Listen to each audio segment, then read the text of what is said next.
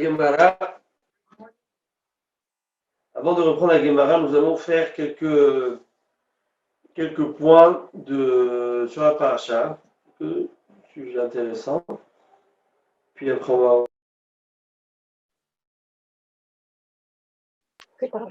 Remarquerez que Parashat Haïsara, donc elle parle de quoi? Je vous lis le passage intéressant. Vayu Haïsara, Mea Shana, Vesim Shana, Vesheva Shanim, Shene Haïsara. Ce fut les années. La vie de Sarah était de 127 ans. Les années de la vie de Sarah fut. Alors, Vayu Haïsara, ce fut les années de Sarah, Mea Shana, 100 ans. Vesim Shana, 20 ans. Sheva Shanim, 7 ans. 127 ans. Rachid sur place, il dit c'est quoi 100 ans, 20 ans, 7 ans, du moins 127 ans. Alors Rachid te pose cette question et il répond. Mais puis après, on reprend, pardon, une redondance, 127 ans. Chez Necha et Sarah, voici les années de Sarah, de vie de Sarah.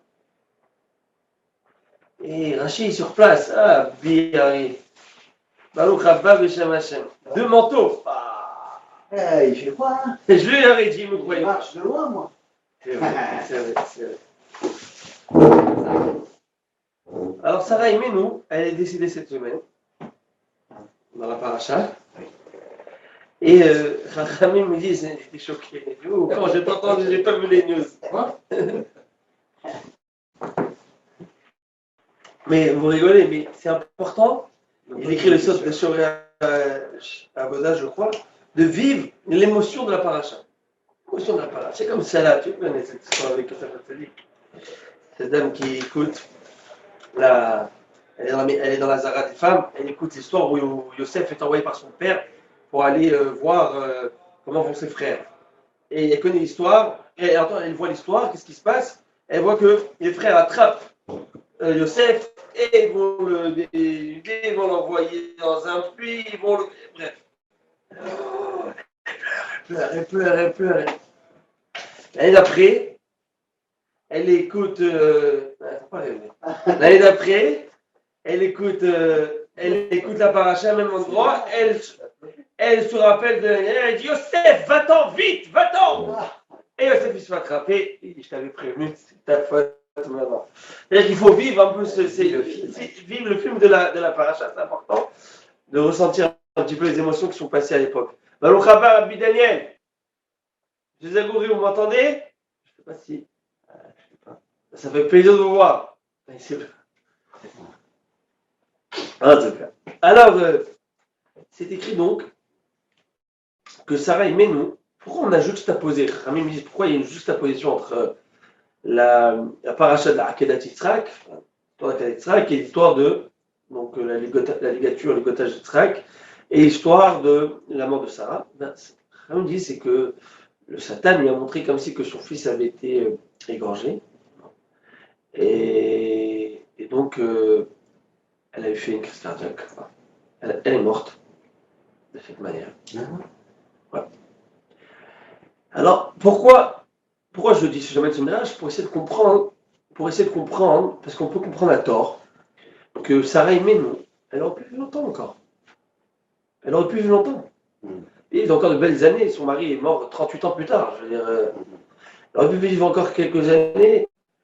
Et donc, on se dit, quoi, franchement, c'est à cause de ça, elle est morte, elle a fait cette crise. Elle a eu cette peur, cette peine. Et elle est morte, ce choc. La Torah, elle te dit dans la paracha, voici les années de Sarah, 127 ans, ce fut les années de Sarah. Moi, je te répète, je sais pas, c'est une redondance.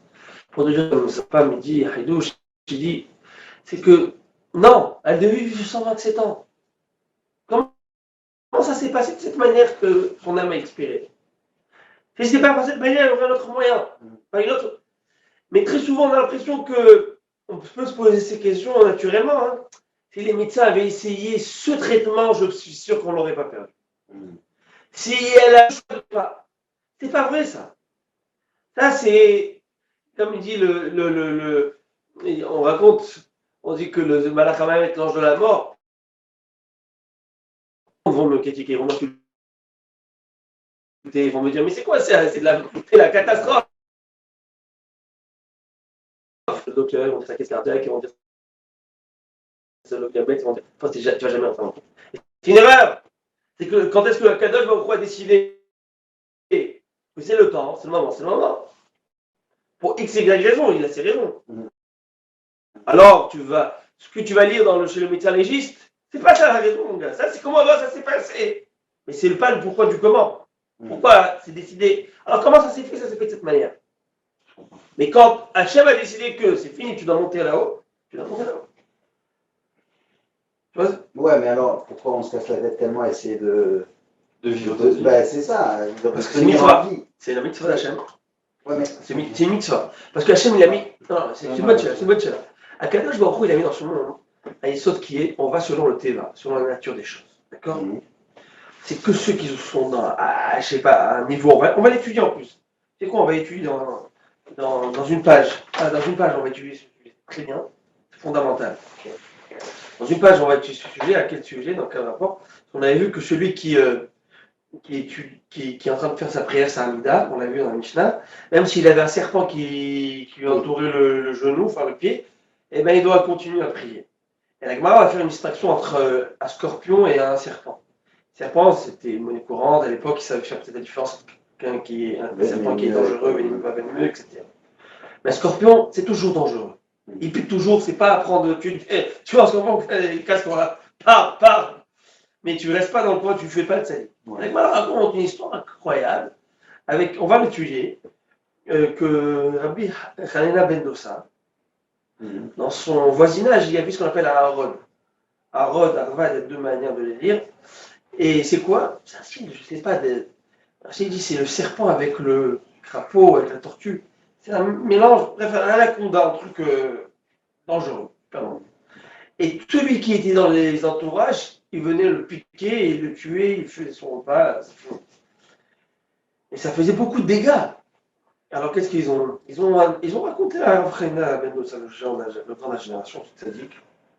Il a demandé c'est où? Montrez-moi sa tanière, montrez-moi son nom. Et ici là-bas. Donc de loin, ils ont dit c'est là-bas. Il dit pas trop bien. Il va faire rentrer son pied. Il fait rentrer son pied. Ce Harold va venir, il va le piquer. Le mort. À ce moment-là, il va mourir. Et là, il va le tirer, il va le prendre sur le toit, il va aller dans les rues de la ville, il va aller au Beth Midrash, il va y avoir ce fameux dicton qui est sorti, qui va dire ce n'est pas le serpent qui tue, c'est la faute qui tue. Ce n'est pas le serpent qui tue, c'est la faute qui tue. Et là, tu vas me dire, c'est quoi? Bien sûr que le serpent il tue. Oui, dans le sens où la nature des choses, la nature est faite du ami dans la nature, son nom, comme je l'ai dit, et il a demandé que la nature fasse.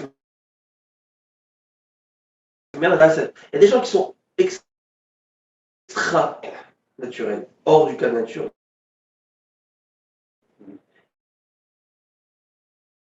Il est tellement attaché à Kadosh Baruch Hu, dans son comportement, qu'une conséquence n'est pas possible. Si quelqu'un est complètement pur, ça ne peut pas être là. C'est une conséquence de quelque chose. Alors, via la nature, il y a toutes ces conséquences.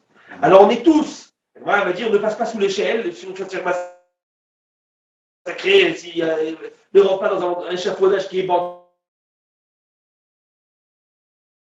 comme étage, tu dis, c'est bon, Dieu veut pas, je vais te faire mal. Parce qu'on est dans le cadre naturel, on fait partie de ce cadre. D'accord. Si tu es extraordinaire, même dans tes actions, c'est de ça. Mais bon, on n'est pas dans ce cas-là. Non, mais les mecs dans le sens, ils n'ont pas la peur à avoir. C'est quoi le problème? Et plus encore, vous connaissez Rabbi Hanina, vous savez tellement. Vous savez, sa fille, elle s'était trompée, on va étudier Hanouka, sa fille, elle s'était trompée. Elle a mis du vinaigre à la place de l'huile dans les bougies. 2 minutes avant Shabbat, elle n'a pas d'huile, c'est une pauvreté extrême, Rabbi Hanina. Elle m'a dit que tout le monde mange grâce à Rabbi Hanina ben Dosa, grâce à son mérite. Tout le monde est subventionné par Dieu. Par quoi? Grâce à son mérite. Et lui, il se suffit d'une mesure de caroube d'un Shabbat à un autre Shabbat. Prends rien. Ce grand-là, et sa fille, eh bien, il dit, papa, je me trompais pour les bougies, j'ai pas de mettre de l'huile, j'ai mis du vinaigre, pas d'huile. You so what? מי שאמר לה שמן וידליק, יאמר לה חומץ וידליק. Celui qui a dit à l'huile d'être inflammable, combustible, elle a dira au vinaigre. Et un bonsoir. Bonsoir, shalom aleichem, je vous mets à l'amende. Je sais. Ça va, il a préparé le thé bien Alex. Eh, vous avez raté le poisson. Là. Ah. Et l'eau et la bougie a pris, enfin la mèche a pris. Et ça s'est allumé. Ah, mais ça, c'est. Ça, c'est pas. Non, c'est pas les normes. C'est pas la norme. Ça, C'est pas la norme. C'est pas la norme. Ça, c'est un S. C'est pas le cas naturel des choses du tout. Et ne fais pas. N'essaye pas. Non. Je te dis, bah, moi aussi, j'essaye pas. Ne mets pas. Tu vois, ils ont voulu faire ça avec la Tesla. Ils ont dit, on va plus mettre de l'eau. On va plus mettre d'essence. Ils ont commencé à inventer les Tesla, tu vois, plus mettre d'essence. Ils vont arriver à plus jamais du tout. Ça va rouler tout seul.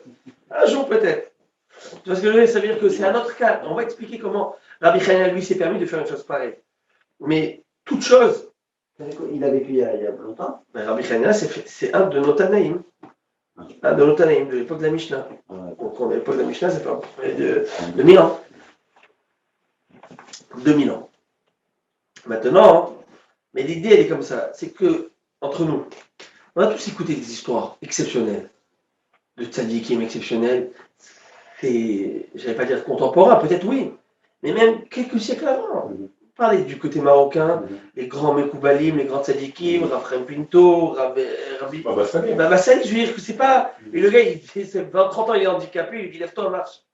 C'est l'histoire qui sont passées, c'est pas des histoires qui sont passées. Le gars, il roule avec sa Mercedes. Les gars, des gars qui m'ont raconté, avec Baba Sali. Le gars, il lui dit il n'y a plus d'essence, il n'y a plus, la barre, elle est finie. Et ça, le voyant, il s'est allumé. Il cache, il dit on roule. C'est bon, roule. D'où ça vient ça? Moi, même si c'est aussi j'ai mon cursus yeshivatique lituanien parfois me dit c'est pas possible, ça n'existe pas. Mais tu es obligé, il y a une kedusha, c'est ces gens. Mais les gens qui ont vu Baba Salé servir toute une soirée avec une bouteille de Maria. C'est pas des légendes, c'est pas des gars qui étaient saoulés avec la Maria, ils ont dû voir. Non, de vraies choses, tu comprends? Tout ça provient. Elle était enveloppée dans une serviette et il a servi toute la soirée avec cette bouteille. Donc c'est pas, et ça, les gens ils vont devenir fous pour mon capoter d'une serviette. Alors, juste pour te dire, aujourd'hui avec 2 francs 3 sous, on fait des miracles de n'importe quoi. Attends, les gars, ils connaissaient le nom de ma mère. Oh, allô, il y a des choses, mais il y a des gens qui sont tzadikim. Les gens qui, comme je vous raconte une histoire incroyable avec Raphaël Kanevski. Une histoire mais il faut un gars, c'était un député, je crois, j'avais lu l'article. Il est venu demander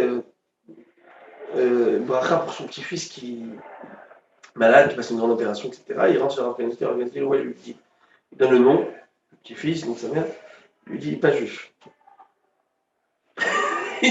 Il dit, se réveille, il dit, il y a un truc qui va passer. Ça veut dire quoi, votre fils, est-ce qu'il y a quelque chose? Il avait été ce qu'il n'y a pas la Brit Mila. Et quand il est né, il avait un petit souci de pas grave au départ. On a repoussé la Brit Mila, ça fait quelques années qu'on a abandonné, on s'est dit bon. Alors il rentre et lui dit Rabbi, on va faire la Brit Mila. C'est pas des choses, mais des choses à Torah. Quand il y a la Torah, quoi? Je sais pas s'il a guéri ou pas. Je sais pas la suite. Ça veut dire que il voit des trucs que c'est au-delà de. Une fois qui m'a raconté ça, un Marocain, voilà. Je ne peux pas donner le nom pour rien. Il était voir le père de Raphaël Kanevski. Il était parti voir le père de Raphaël Kanevski. Il habite au Maroc toujours, il fait des affaires bien là-bas. Au Hachem, au Maroc. Peut-être vous connaissez. Alors, je vais garder son nom. Alors, il dit comme ça, il m'a dit qu'il est rentré. Il avait donné un nom. Et un autre, quelqu'un, il est venu pour lui, pour me demander brachot. Il a donné un nom, et dans le nom, il y avait par l'achat, etc. Et c'était un blindé, le type. Encore. Il voit par l'achat, ça, il dit, il n'a pas besoin, il a déjà. C'est pas des choses qui sont, tu comprends?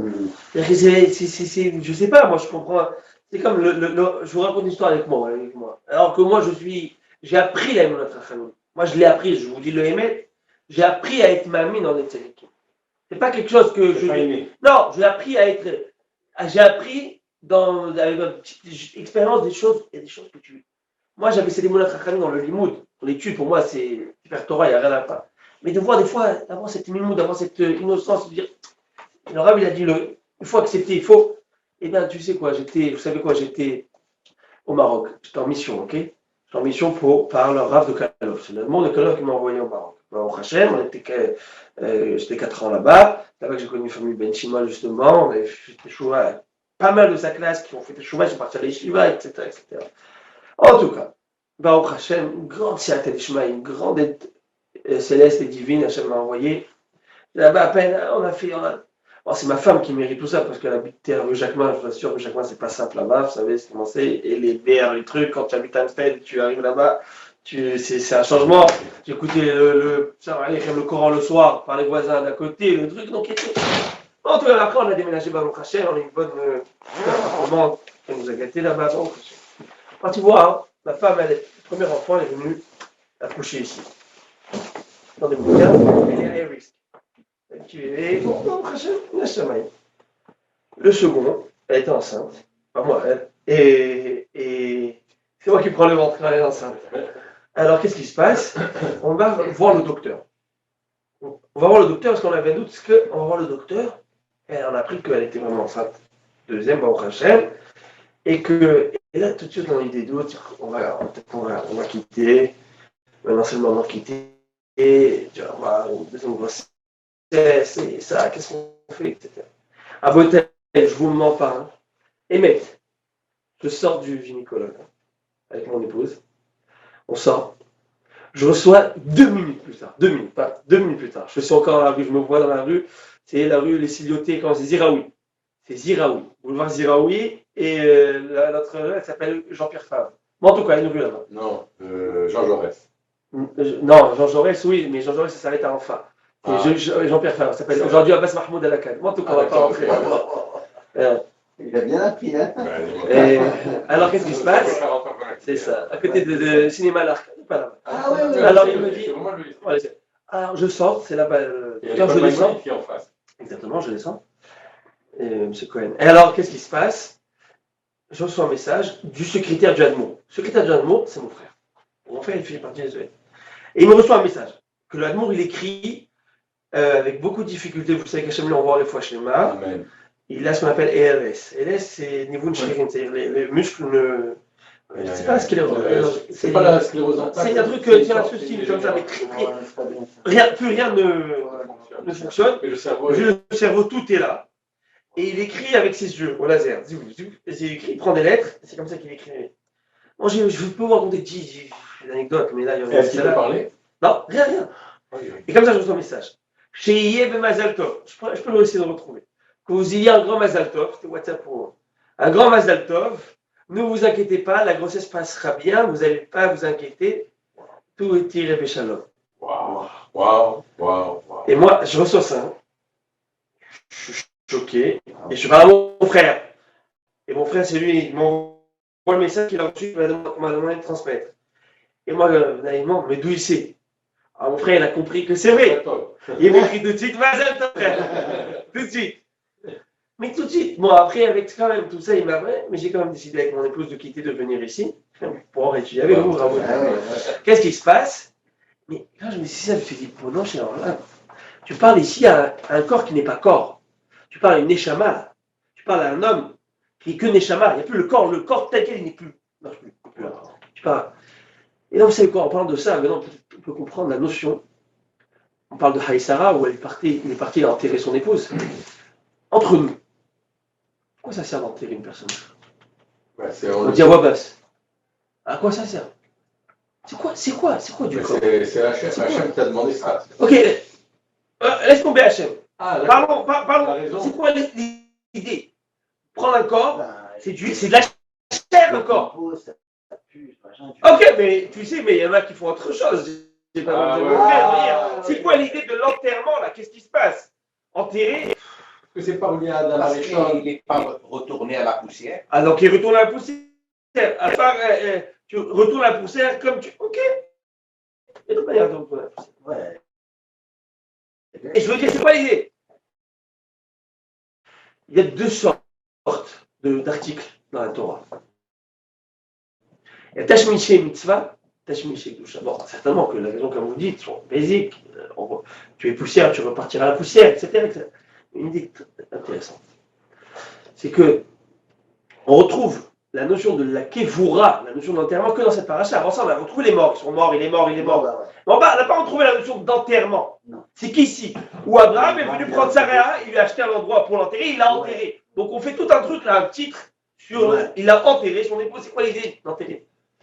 Eh bien, on peut prendre des articles de mitzvah. Par exemple, l'oulav, c'est un exemple. Bois de la souka. Qu'est-ce qu'on fait avec ces articles dès qu'on a terminé la mitzvah? On peut les jeter. Ils n'ont plus rien. Tu as fini ton c'est déchiré, tu le prends, tu le jettes. Avec respect. Le loulav, on le brûle, c'est une bonne minag de brûler avec deux khamet. C'est pas une obligation. Il y a des trucs, minag, etc. Mais si tu veux, il n'y a plus de mythe, il n'y a plus rien. C'est fini. C'est fini. Des téphilines. Une mezouza qui s'est cassée, qui s'est brisée, qui s'est effacée, qui a pris de l'eau, qu'est-ce qu'on fait? On l'enterre. On l'enterre parce qu'elle a été support de Kedusha. Elle n'a pas été seulement une mitzvah. Elle a été support de l'écriture sacrée ici. Il y a eu du sacré qui a été dedans. Pour même l'habit du Sefer Torah, je ne peux pas le jeter. Je dois le mettre dans la Geniza, l'enterrer. Parce qu'il y a une Kedusha ici. Elle a une empreinte de Kedusha. Le corps humain à Botaï, c'est pas un morceau de steak là. C'est pas une vache sur deux pieds. C'est ici celui qui a été le support du Neshama. Eh bien, il a absorbé toute cette Kedusha. Là, c'est pas de la chair. Là, c'est ici quelque chose qui a donné la possibilité à Neshama de s'exprimer. Elle mérite d'être enterrée. Elle fait partie du Elle est Kadosh. Comme la mezouza. C'est pourquoi, à Botaï, il y en a qui vont penser qu'à l'enterrement, il n'y a rien. Bah, peut-être que leur vie à elle n'a pas été support de Kedusha. Mais dans leur âme Israël, la Neshama s'est exprimée à travers le corps. Sans le corps, parce qu'une Neshama, tu vois, toi, des Neshamot, il n'y a pas. Le support de la Neshama ne peut s'exprimer que grâce au corps. Et le devoir de l'homme, c'est de rendre son corps accessoire à la Neshama. Et dès que le moment où tu l'as fait, eh bien, elle mérite qu'il vous comme au point où, regardez, c'est écrit dans la halakha que si tu es parlé, nous l'aurons fait. Tu es devant quelqu'un qui est en train de décéder, un juif qui décède, tu as une mitzvah de déchirer tes habits, comme un Sefer Torah qui est en train de se brûler. C'est écrit. C'est toi qui est en train de se brûler, un petit raton qui se brûle. On n'applique plus ça. Eh bien, quelqu'un qui il y a cette c'est né au Khayada, c'est mis dans les post-it. Par exemple, là, la Khiba, les morts de la Khiba, ils vont se déchirer tous les jours. Quand tu es devant le mort, mais non, je ne sais pas si bon, ou pas. En tout cas, de base, d'après le Khay, il s'est amené dans le post-it qu'il y a une mitzvah de le faire. Il y a une nienne de le faire. Même si tu as rien à voir. Un bel Israël qui est en train de décéder, c'est un Sefer Torah qui est en train de passer. mais pour les membres de la Khiba, Kadisha, c'est pas une Parce que à moins que les habits sont toujours déchirés à manage. Non, pas du En tout cas, peut-être, j'ai raison, mais l'idée, elle est là. Il est indigne de se déchirer. Et je vais vous ramener ça. Non, Mais quoi, si tu déchires, tu es en deuil. Tu es en deuil de cette peine. de cette Neshama. Ah non, parce que déjà, tu vas partir. Moi, j'ai fait des veillées avec mon frère dans la Khebra. On l'a jamais fait. Non, moi non plus. Moi, je fais C'est moi dans les post-it. C'est pas la Khalima, c'est peut-être. Mais c'est dans les post-it. Dans la Khiba, ils vont se déchirer tous les jours. Non, c'est pas comme ça. C'est dans les post-it. Quand tu es au moment de l'expiration de l'âme, tu devrais le faire. Et si tu le fais, ce serait bien de le faire. Parce que tu sens ici une peine et à chaque fois. Il te déchire. pour les. Ça, c'est sûr. Mais là, je suis en train de dire, même si le gars, il n'a rien à voir avec toi. Il est en train de partir, c'est comme si tu vois. Achète des chemises à 5 $, parce que Vraiment, un truc. Sur ce. De cette manière, hein. Ça veut dire que. Non, c'est clair. Le Ridouche, il est que le corps du Ben Israël, il est un endroit, c'est un peu le parchemin, on a écrit dessus. Toute une vie, on a Moi, je ne savais écrit. pas que si sur la la mitzvah. Torah est en train de se faire brûler, Il y a un dîme de Kial, c'est pêche. je ne savais pas. C'est ça. Vous savez, j'ai vu en Israël là. J'ai vu que leur pardon. Les gens, je ne sais pas comment ils peuvent faire ça, ils ont profané les synagogues, je ne sais pas si vous avez vu dernièrement. Mais des goïms ou des juifs? Je sais pas. J'espère que c'est des goïms. Dans Ben Israël, je ne pense pas qu'ils peuvent faire ça. Ils sont rentrés, ils ont pris les Sefer Torah, ils ont brûlé, ils ont saccagé. Vous avez vu, Même les pires. Même les pires, ils ne c'est sauront ça. pas quelque chose. Vous avez vu comment il y avait à l'époque chez Moyal, là-bas, la petite maison. Oui. Tu vois ces photos, tu sais, tu Ah oui. restes blême, tu peux pas, tu te dis, mais non, je veux même pas voir cette photo. Tu peux même pas voir cette photo. Ah ben Israël, comme tu dis, il ne peut pas faire ça. Maintenant, là, Non, c'est impossible. on reprend à Botaï. Donc, vous avez compris le lien de c'est intéressant, hein. Le lien de Tashmish Mitzvah, Tashmish Kedusha, etc. Ok, Rabotaï, maintenant, on va reprendre la Gemara avec votre permission. Allez, on y va. Juste une parenthèse. La semaine dernière, lundi, il y avait Momi qui était là. Il m'a posé, il m'a dit, d'où tu sors? J'ai dit un Hidouche d'$1 milliard. C'est vrai, je ne sais pas si vous vous rappelez un Hidouche d'$1 milliard, je vais vous donner 500 000 ce soir. L'idée, je rappelle, c'est que j'ai dit que si Moshe Rabbeinu était rentré en Eretz Israël, le Beit Hamikdash aurait dû tenir le coup, il aurait pu, donc le bon Dieu, on va dire, j'allais dire, sa colère serait battue sur l'âme Israël. Et donc, il dit à Moshe Rabbeinu, c'est pour ta demande que tu me demandes maintenant de ne pas anéantir les Bnei Israël pendant le fond du Vaudor. Et bien, pour cette même manière, je ne peux pas te permettre de rentrer en Eretz Israël. Et il m'a dit, allô, c'est tout au match, là, d'où tu me sors ça? Et bien, Wahim Al-Kadosh, il écrit ça dans Devarim. Il amène ce sujet. Le Mégalé à Moukot. Plusieurs endroits, ils disent que ben, s'il avait construit, le Beth Amikdash aurait dû être Kayam. Il aurait dû tenir à tout jamais, être vitam éternel.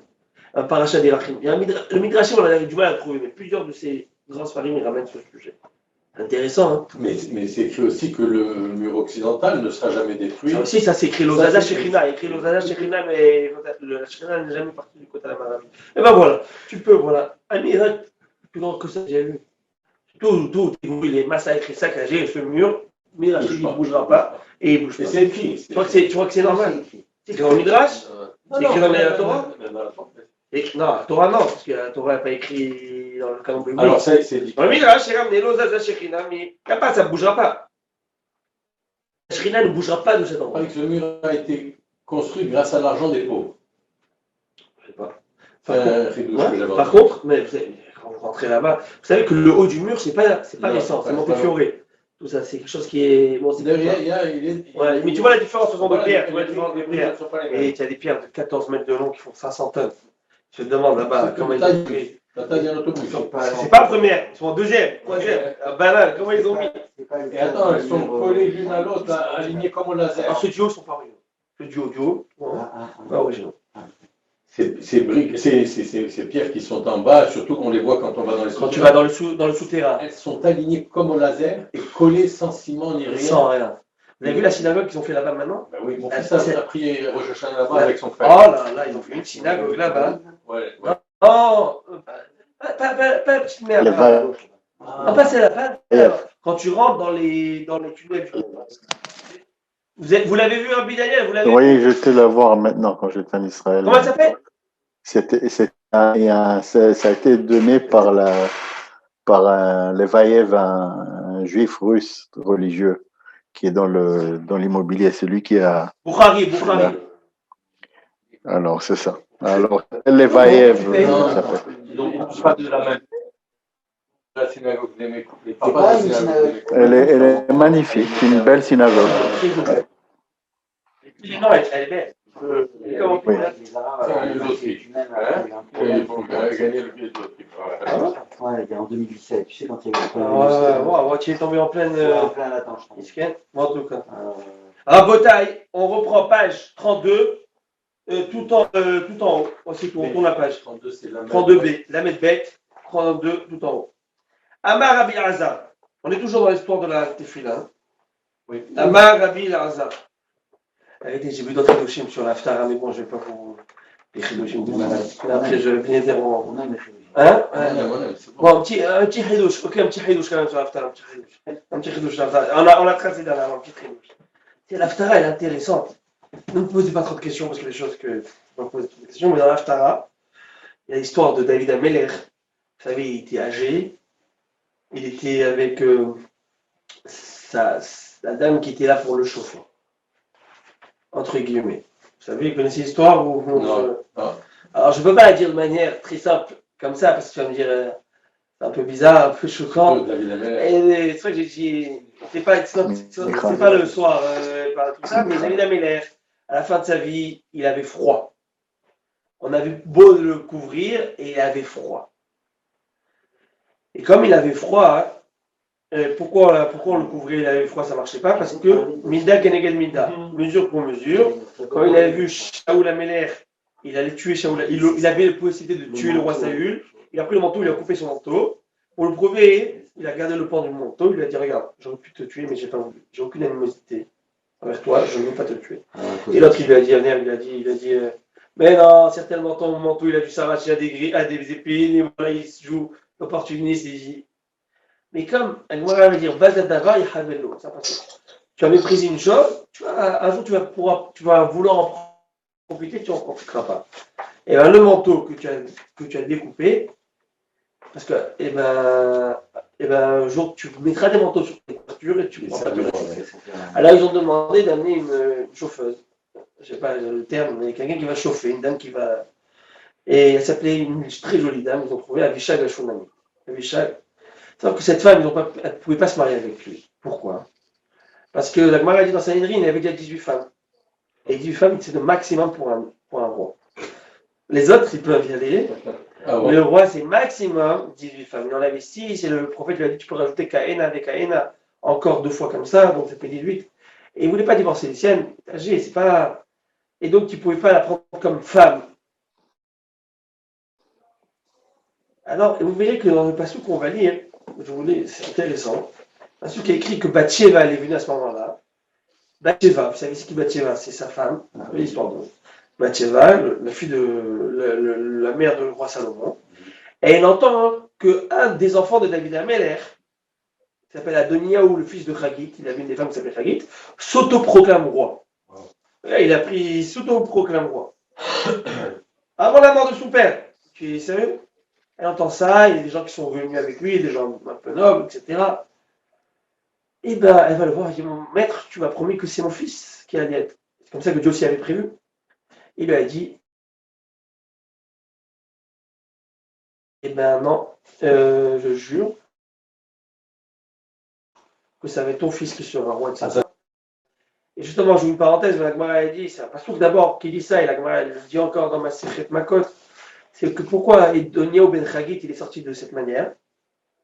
Parce que son père ne lui a jamais fait un reproche de sa vie. Il n'a jamais corrigé. Il n'a jamais corrigé. Je vais me dire quoi, David, il n'a pas besoin de corriger, il est top, cet enfant. Ça, c'est une erreur. Tu dois reprocher ton enfant, trouver le petit grain de sel parfois. Parce qu'il doit être à même à accepter le reproche. Aujourd'hui, il est parfait, un jour, peut-être qu'il ne sera pas parfait. Sauf si le mec, il n'a jamais été à même à écouter un reproche, qui tu es pour me dire aujourd'hui ce que j'ai fait? Tu n'auras jamais à même, il n'aura jamais l'oreille attentive pour pouvoir accepter qu'il a fait une erreur un jour. C'est très pour le. C'est-à-dire que c'est le Hidouche. Son père n'a jamais reproché. Vous me demandez, mais pourquoi? Parce qu'il n'y a pas besoin. C'est top. Bon enfant. Enfant de bonne famille. T'es bien. Eh ben, c'est pas sûr. Va chercher de l'excellence. Va chercher ce qu'il faut pour cet enfant. Va parfois essayer de te. Il ne suffit pas de dire, tu sais quoi, ne me pas casser la tête. Eh bien, vas-y. Non, va. Maintenant, il y a écrit dans ce passouk que Bathsheba, elle est venue, elle a dit à David Améler, vous pouvez voir le passouk, on peut le lire. Et il y a écrit que Avishag Ashunami que servait David à ce moment-là. Alors, Mefarshim, les commentaires, ils disent que ça a besoin de savoir qu'Avishag servait le roi. Présent. C'est quoi l'idée? Et plus encore, on apprend de ce passouk qu'il y a 13 mots dans ce passouk. Intéressant, regardez ce que je vais vous dire. Que Avishag Ashunami, ils lui ont dit, mais pourquoi tu ne veux pas te marier avec moi? Alors, on a expliqué parce qu'il avait déjà 18 femmes. Il y a une rumeur qui a dit peut-être qu'il n'y a plus l'énergie qu'il faut, la vigueur qu'il faut. Et du coup, la Tcheva, ils ont fait 13 fois 13 fois au nom des 13 mots. C'est bien de savoir ça. C'est bien de savoir ça. C'est la meilleure que de savoir qu'Avishag, elle était là. C'est quoi l'idée? Regardez, Hidouche exceptionnel. C'est que, en fait, même s'il n'y a plus de belles femmes au monde, je veux contrôler, je vais la faire. Et pourquoi? Pour que la faute, et je mets la faute entre guillemets de Bathsheba, l'histoire de Bathsheba avec David Améler, que David Améler qui est parti avec cette femme, la mère de Shlomo, c'est qui cette femme? C'est la femme d'un autre homme, donc etc. Bien qu'il est parti en guerre, bien que pour nous, ce n'est pas une faute, mais pour lui, à son faute. Et bien, on sait que le Rambam, il écrit qu'un homme qui fait teshuva, c'est bien la teshuva. Mais la meilleure teshuva, c'est lorsqu'on est encore jeune ou on n'a pas tête. Que tu as la même possibilité qui arrive devant toi et tu te retiens, tu fais pas, c'est-à-dire que là, tu as fait une vraie teshuva. Et c'est le type, il a fait tous les 400 coups, il a fait ça, il est fatigué, il est éclaté, il n'a plus rien. Il dit maintenant je vais faire Hok Israël, je suis bien avec ça. C'est bien, ça marche. C'est pas la même teshuva. Ah non, c'est sûr. C'est pas la même teshuva. C'est pas le même mal. Il te dit David Amelech, j'ai encore tout ce qu'il faut. Et si je le fais pas, c'est parce que je veux me contrôler mon maîtrise. Je suis un vrai bal teshuva. Je suis un vrai bal teshuva. Bien. Et là, tu vois tout est différent quand tu comprends. C'est beau, hein? C'est un beau petit Ah ridouche. oui. Allez, tu as aimé ou pas? Là, il doit 1 million. Ah, mais non, c'est ce que tu donnes. Par contre, allez en avant, ça va, il a raison. Guédola, t'es là. Les enchères sont arrivées déjà à 1 milliard. Un milliard, là. Un bar Rabbi Lazar. On y va, un bar Rabbi Lazar, tout en première ligne. La Rabbi Lazar nous enseigne. Guédola, tu fais la yotem, il va Racine Tovim. Deuxième page, alors. La prière est plus grande et plus efficace que les bonnes actions. Nous, on le sait. Parce que tu n'as personne d'aussi grand dans les mitzvot que Moshe Rabbeinu, notre maître. Vous avez déjà vu quelqu'un qui a de plus de mitzvot que Moshe Rabbeinu? Je pense qu'en termes de quota et en termes d'action, il les a tous. Alors, où tu vois que la prière a parfois plus d'efficacité que les bonnes actions, seulement. Parce que parfois, les bonnes actions ne vont pas t'ouvrir des portes, que la prière va t'ouvrir. Nous, on le sait. Parce qu'il y a écrit, afin plus le ken, l'onana et la betfila, chez les marins de Tosef d'Aver et là, ou smirné aller rocha pisga. Souvenez-vous. Moïse supplie le bon Dieu de rentrer en Eretz-Israël. Il supplie. Rappelez ce qui se passe. Il a fait ça 115 prières. Le bon Dieu a dit, tu ne vas pas rentrer en Eretz-Israël. Mais juste après ses prières, il continue, il prie, il lâche pas. Il lui dit, allez rocha pisga, monte au sommet de la montagne et vois de tes yeux la terre que tu m'as demandé. On va voir qu'il va lui donner un demi-souhait. Tu ne vas pas rentrer, mais regarde la terre. Bien sûr que dans la vision de Moshe Rabbeinu, ce n'est pas la même vue que nous, on voit. Dans la vision, on va savoir ce qu'il voyait, qu'est-ce qu'il a fait, juste par le regard de ses yeux. Ce n'est pas le panorama là qu'il voulait. Le panorama, il en avait partout. Il montait au ciel, donc il avait une vue d'ensemble. Je vous assure, ce qui était magnifique. Mais il y avait quelque chose dans la vision de ce Sadiq. L'histoire du peuple. Voilà, exactement. Et donc, dans cette vue, donc tu vois qu'il a eu quelque chose. Par quoi? Par la prière. Quoi? Et avant la prière, il n'avait pas des mitzvot? Oui. Mais la prière ici, elle t'a poussé une porte exceptionnelle. Et vous savez quoi? Je vous une petite parenthèse. La force de la tefila. La force de la tefila, on la néglige en Bretagne. On la néglige. Je parle pour moi. Moi, elle le dit. C'est pas moi. Moi, elle a dit que Roum Joulout les Benadam, ça passe out. Il y a des choses, il y a des choses qui sont dans les plus hautes sphères du monde et les gens méprisent. On a dit quoi, par exemple, la prière? La prière, on n'a pas idée les leviers qu'on fait bouger là-haut, ce qu'on fait bouger là-haut par la force de notre tefila. Et donc, comme on n'a pas assez confiance à notre tefila, donc notre tefila, on se dit, oh, qu'est-ce qu'on fait? On fait une fila de 3 minutes, Shalom Israël, c'est Shalom Romain, ou il y a assez Shalom, on se bat. Mais on n'a pas idée de la force de la tefila, de la prière, des pleurs, de la demande. Et parfois, il faut savoir mettre au bout de la synagogue, dans un coin, et si tu as quelque chose dans le cœur, il faut épancher ton cœur à un Kadosh Baruch Hu, parler à Hachem. Tu dois le faire. Tu es mitzvah déjà de le faire. Et tu ne peux pas te suffire d'une amida tous les jours de 3-4 minutes. Parfois, il y a des moments que tu peux prendre, tu vas, si tu ne veux pas être au milieu comme dans la synagogue, tu mets ton taillé, tu vas de côté, et tu parles à Kadosh Baruch Hu. C'est ça, Ben Israël a toujours été comme ça. Il des doutes, c'est ce que. Il faut des doutes, c'est encore au-delà. C'est tu veux parler de manière. Mais avant là, il vient des doutes. Dans notre contexte, on va dire. Tu as le contexte d'abord de la prière, utilise-le. Mieux que ça. Mieux que ça. Tu va parler. Il y a 3 minutes et demie à la. C'est vrai qu'il y a le petit bourg, il y a le Kaal. En plus, le Kaal il commence à parler, il fait l'histoire. Le gars, il parle des actions, il parle des trucs. Toi, tu ne sais plus c'est qui l'intrus. Tu sais pas si c'est lui qui prie ou c'est lui qui parle. Tu comprends? Donc, il faut. En tout cas. Mais bon, nous n'allons pas rentrer dans ce détail, bien une autre fois, il y a encore quelques points qu'on peut rappeler, notamment Kedoshin qui raconte une histoire exceptionnelle qu'on avait étudiée avec les démons. Vous vous rappelez l'histoire des démons? Où il y avait un démon de 7, tu te rappelles cette Hidouche? 7 têtes. Un démon comme un serpent avec 7 têtes. Mara, de malade. Qui vivait, il y avait des mazikim. Vous savez c'est quoi les mazikim? Les c'est qui vivent en dessous. Non, les mazikim, c'est les démons, c'est tous ces genres de choses. Aujourd'hui, on n'a pas ça. Pourquoi il n'existe pas ça? C'est une bonne question. Pourquoi aujourd'hui on les voit plus? Métal, hein. Ah, enfin, c'est pas ça, il n'y a pas de métal avant. Là, il y a une raison plus profonde. On peut peut-être donner, c'est que il y a une relativité entre la Emouna et les forces de la. C'est-à-dire que plus tu vois, hein? Les forces. Ouais, non, c'est ça. C'est-à-dire que on en parlait un peu dans les Bereshit lorsque j'avais expliqué l'idée que le Yitzhara, c'est quoi? C'est le Yitzhara qu'on a intériorisé, qui était à l'époque extérieure. Aujourd'hui, ce sont les émotions qu'on a fait. Bref, on a parlé de tout ça. Alors, à ce moment-là, on pouvait rajouter que plus tu as un dévoilement divin dans le monde et des choses, alors plus, eh ben, tu peux parfois, comment dire ça? La Bihira, le libre arbitre, il va être diminué. Parce que quand tu vois des choses pareilles, Alors, il n'y a plus d'influence. tu te dis, écoute, va savoir si je vais me choper là, un truc comme ça. Donc toi, tout de suite, le niveau de la, tu vois, le niveau de la Bechira, il va être tout de suite changé. Et là, on ne veut pas, donc ça disparaît. Et on revient aux normes normales, à un équilibre, pour pouvoir choisir entre le bien et le mal. Okay, et plus on avance comme ça à la fin des Dorotes, où la Mouna est faible, où tout est faible, alors on est obligé d'égaliser. Sinon, on crée. Non, Rav Menaché me disait la même chose. Il me disait, je suis capable de te prouver par 1 plus 1 l'existence de Dieu. Je dis alors vas-y, il me dit, mais si je la prouve, tu vas plus avoir de Mouna. Ah, ok, c'est là qui te promet. Là, bon, c'est Rav Menaché. Ah oui, oui. Les chiffres partout, il donne sa couverture et des équations dessus. C'est un truc, bien là. Mais il m'a réveillé à 4h du matin parce qu'il avait trouvé une solution à un problème qu'il m'avait posé la veille. Mathématiques? Ouais. Et tu n'as pas trouvé? Non, lui il a trouvé. Attends, en tout cas, tu vois. La Marabi Azar, Dola Ta'alim de Temelat Tzedaka, mais Tamas de Boukfo, ça c'est très beau, ça il faut le dire et le répéter. La Gemara a dit que le jeûne est supérieur à la charité. Pour quelle raison? Les Boukfo faisaient Bemamono. Ça va être ton argent.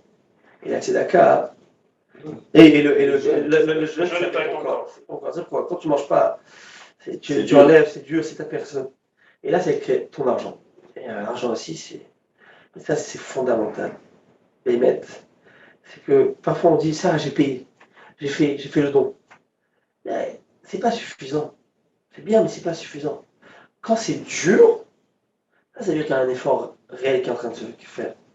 Et quelqu'un, je donne un exemple, quelqu'un qui est bien qui est loin. Qui a bien qui va donner $500, $1000, $1000, $1000. Il a fait, c'est beau, c'est honorable. Mais est-ce que c'est dur? Pas de la même manière que ça. Ça dépend de qui. Je dis chacun à son niveau. Mais non, mais va-toi prendre des sacs. Va amener, va donner. C'est autre chose. Mais c'est pas dans le même contexte. Là, on parle un chèque et c'est tout. Mais là, il y a aussi notre sujet. Là, on parle dans le jeûne. C'est toi qui te mets dans une situation inconfortable. Parce qu'on l'a dit, une personne, elle peut aider les autres tant qu'elle garde son confort. Et dès qu'elle se met dans une situation inconfortable, va trouver. La Marie Lazare, avec moi à l'avance, de là, tu fais la mina korbanot. La prière est supérieure au sacrifice. Nous, on le sait. C'est un passouk exceptionnel. Alors, un passouk qui dit comme ça, je vous lis. C'est un passouk dans Isaïe. La malirov zivrechem yomar Hashem. Ça va dire en lot. Elim, vechel merim, vedamparim, mukvasim, batodim, lochafasim. C'est dur comme verset. Dieu va dire, qu'est-ce que j'ai besoin de vos nombreux sacrifices? Lorsqu'il fait un reproche. Et c'est écrit, qu'est-ce que j'ai besoin de tous vos sacrifices, comment de vous-même tout ça? Et à la fin, Dieu va dire, Ubefar Risrem Kaperem, et lorsque vous allez déployer vos mains à la prière, je vais détourner mes yeux de vous. Je vous pose une question. À votre avis, si les corbanotes, les sacrifices sont plus importants que la prière, Dieu vous dit, je ne veux plus vos sacrifices, et je me détourne de votre prière. Et si déjà tu te détournes de mes corbanotes, alors tu vas te détourner de ma prière. Réponse, la prière est plus importante que le korbanot. C'est venu après. C'est-à-dire déjà, je me détourne de vos korbanot. Ah, la prière, tu vas te détourner. Mais la prière aussi, je vais me détourner. J'ai plus envie de vous écouter. Si je ne vous écoute pas, c'est... Donc, on voit que la prière a vraiment une valeur énorme à Kadosh Baruch Hu. On avance. La Gemara va citer un enseignement du même verset. Ça peut être un sujet d'halakha d'actualité. Enfin, pas beaucoup d'actualité, mais... Kol Kohen Sha'ak Tanef Shlo Yisad Kapav. Tout Kohen qui a tué une personne ne peut pas lever ses mains pour faire la Birkat HaKohen. D'où on le sait. Chez Neymar, il y a des Chem d'Amim Aléou, parce que le pasteur qui dit le moment où vous déployez vos mains, je vais détourner mes yeux de vous, parce que vos mains sont pleines de sang. Donc quelqu'un qui a les mains de sang, avec du sang, il ne peut pas faire Birkat HaKohen. D'accord? La Bretagne, c'est comme ça que le Shulchan Aruch tranche.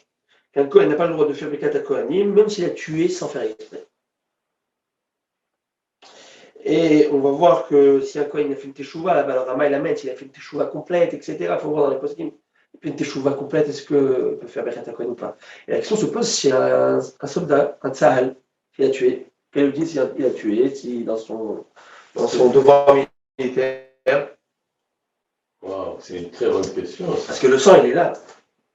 Vous voyez ce que je veux dire? Alors, c'est quoi la réponse? Si je ne m'abuse, c'est pas un problème. Il faut que je revérifie.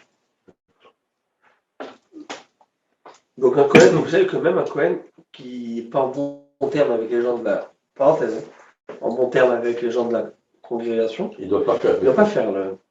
C'est pas bien qu'il fasse avec la Kohen parce qu'il dit avec ta Israël, Behava.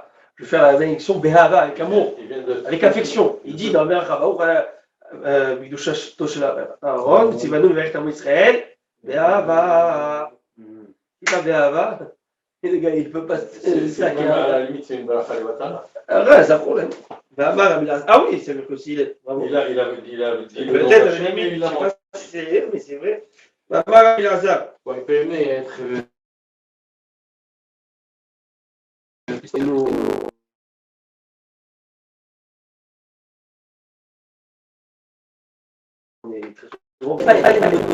Il faut, dans la vie, il faut avoir, et c'est très dur, je dis la vérité.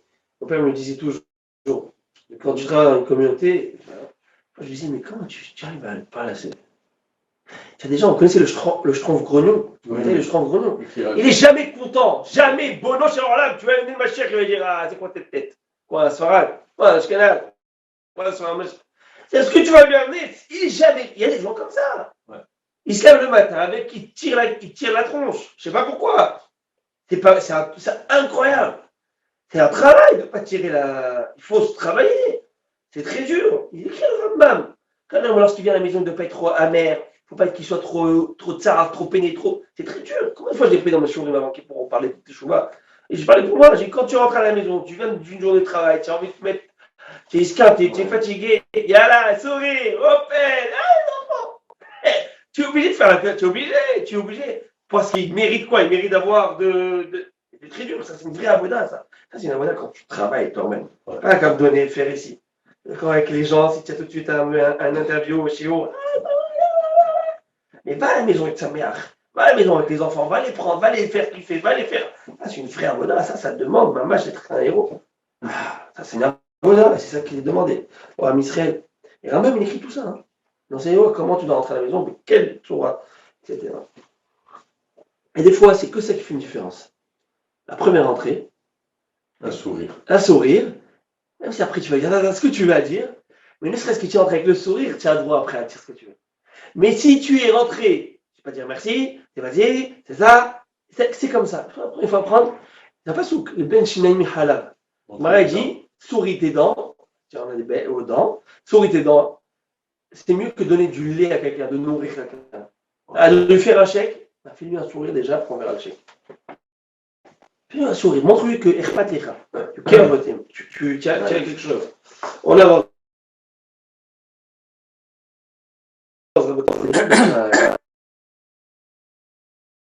Ça, la noblesse.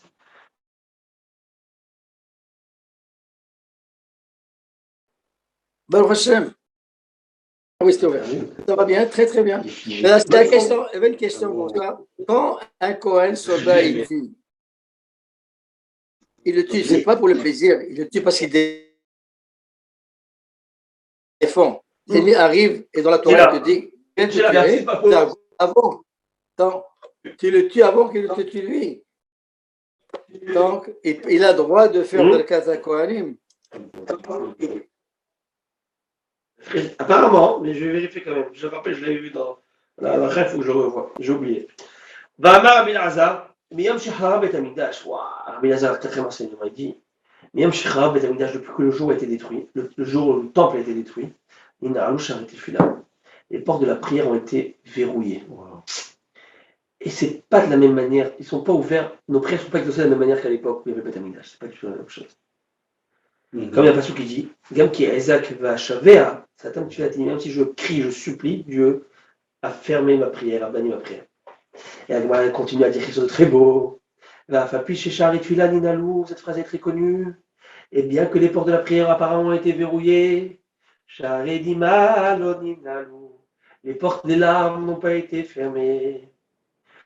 Je n'ai marre parce que le passage qui dit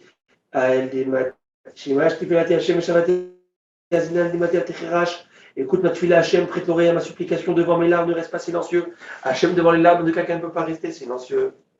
Moi, je pense que c'est ça, une chose vient avec l'autre. Parfois, une prière qui est stérile, qui est sec, Il n'y a pas de conviction. pas de conviction. Eh ben, qu'est-ce que tu veux? Et quand tu viens et qu'il est là, qu'est-ce que tu veux faire? Tu vas dire non. Vous savez, je donne un cas de figure, c'est passé à l'école. Un enfant qui est devenu. Non, il ne fallait pas venir, il a dû partir. À l'école, j'ai dû faire rien, il a demandé de partir, etc. Et là, la maman elle revient. La maman elle vient, elle était. Merpoule. Carpoule, Merpoule. Et elle vient, maman. Et elle me parle, elle me dit, puis ça fait ça. Vous savez, je comprends, mais. Il y a des lois. Et là, elle me raconte le petit, ici, bien là, il commence, avec tout le stress et tout le. Il commence à pleurer. Elle pleure. Moi, je vois, moi, les mouchoirs, j'ai l'habitude, mais là, j'étais en rumeur, j'en avais plus. Voilà. Je ne peux pas rester indifférent. C'est dur. Là, non, je ne peux pas rester indifférent. On va arrêter. Il rentre, un qui rentre. C'est bon, c'est suffit. On verra, mais ça, je vais l'envoyer 2 fois la semaine prochaine, mais ça, c'est un qui rentre. Tu ne peux pas rester indifférent devant tes. Alors, si ton enfant il vient et te pleure, même ce qu'il a fait ce que tu es, il te pleure, papa, alors il dit, papa, je veux. Tu ne peux pas rester indifférent. Tu as un cœur humain. Tu as un lève bassa. Tu as un cœur de chien ou un cœur de pierre. Alors, on ne peut pas rester indifférent devant des marottes, devant les pleurs de son enfant. Mamar Bilazar,